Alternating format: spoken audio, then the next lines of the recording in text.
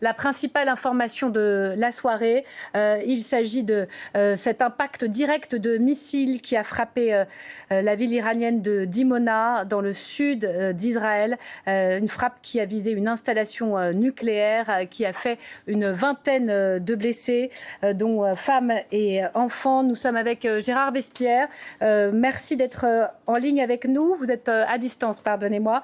Analyste géopolitique et fondateur du média Le Monde décrypte. Revenons un instant sur cette frappe. Pour vous, s'agit-il de la réplique immédiate à la frappe américaine sur le site nucléaire de Natanz, dans le centre de l'Iran aujourd'hui ? Peut-être encore plus précisément, la frappe qui a eu lieu il y a quelques heures, enfin, en tout cas hier, près de Bushehr, dans la centrale nucléaire donc de production d'électricité en Iran.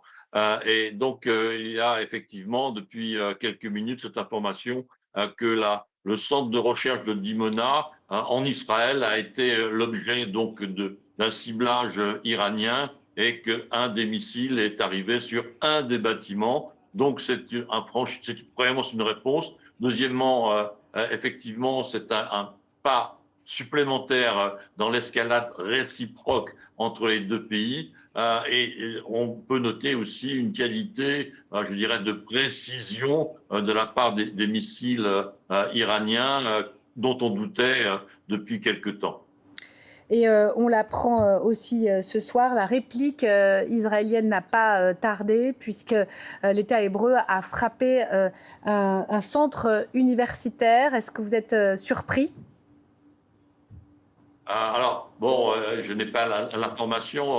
Il y a effectivement un grand nombre de centres universitaires en Iran. Certains, donc, sont bien sûr concentrés sur les recherches scientifiques et sur les recherches nucléaires. Donc, y a-t-il là aussi une information à rechercher? Quel établissement exactement a été frappé par les tirs israéliens? Donc là, on est à un moment de plus en plus tendu dans l'escalade entre les deux pays, c'est tout à fait certain, et on peut s'inquiéter du fait que les défenses israéliennes n'aient pas pu opérer avec le degré d'efficacité qu'on leur connaît, tout en sachant que l'interception de missiles tirés depuis plusieurs milliers de kilomètres, donc arrivant à grande vitesse, est un exercice beaucoup plus difficile que l'interception de drones.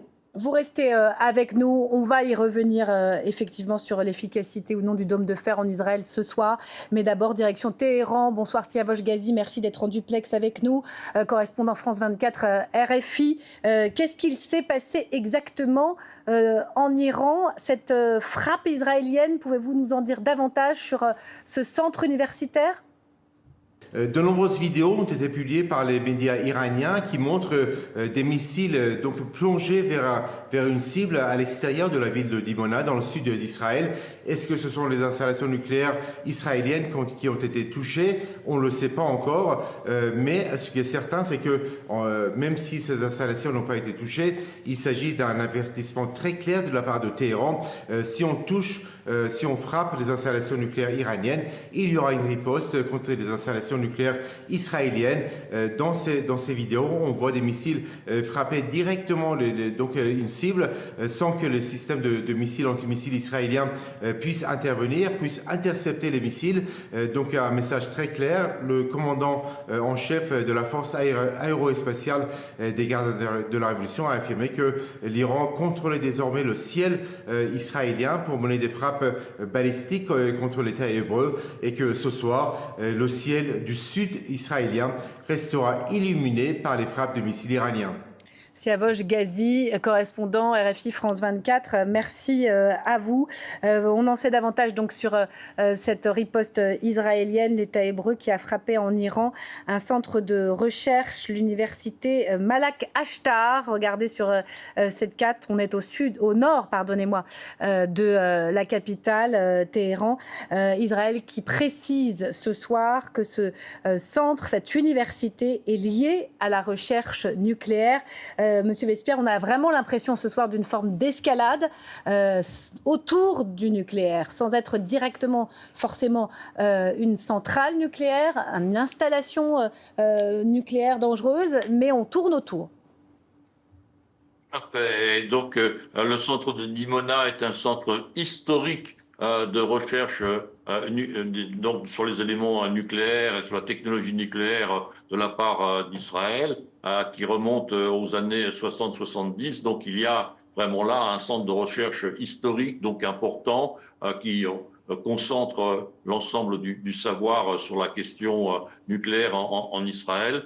Il y a donc une volonté iranienne d'avoir un effet à la fois technique, mais aussi psychologique et aussi stratégique. Donc, c'est une étape de toute première importance qui est franchie ce soir. On a une forme de point de bascule ce soir dans le conflit. Revenons un instant sur la défense antiaérienne, antimissile israélienne, l'État hébreu, l'armée qui utilise l'expression d'impact direct du missile, ce qui signifie que ce missile n'a pas été intercepté.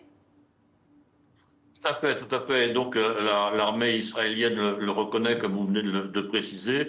Donc, les taux, les pourcentages d'interception sont très élevés, mais très élevé ne veut pas dire 100%, hélas. Donc, si vous avez réussi un taux d'interception à 80 ou 85%, eh bien, 20 ou 15% des missiles ou des têtes qui sont lancées vers vous réussissent à passer, ce qui est beaucoup moins que l'ensemble des 100% lancés, mais en tout cas, les dégâts sont établis et l'importance des cibles et la précision sur la cible est, je crois, aussi un facteur important. Jusqu'où peut aller l'escalade, d'un mot ? Là, je ne tiens pas les clés ni des bureaux de l'état-major israélien, ni de celui de l'Iran, n'est-ce pas, de l'armée iranienne et des gardiens de la révolution, mais il est bien évident que d'autres répliques, comme l'on dit dans le domaine sismique, volcanique, peuvent intervenir dans la nuit entre les deux pays concernant. Merci Gérard Vespierre d'avoir été en direct. Je vous rappelle l'information de la soirée.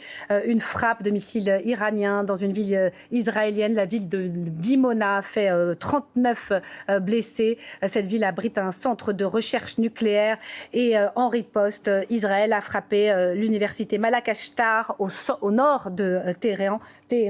L'État hébreu affirme ce soir que cette université est liée à la recherche nucléaire. Plus d'informations à suivre sur France Info. Excellente soirée tout de suite, le vrai ou faux. Merci Laurent Geoffrey de m'avoir accompagné.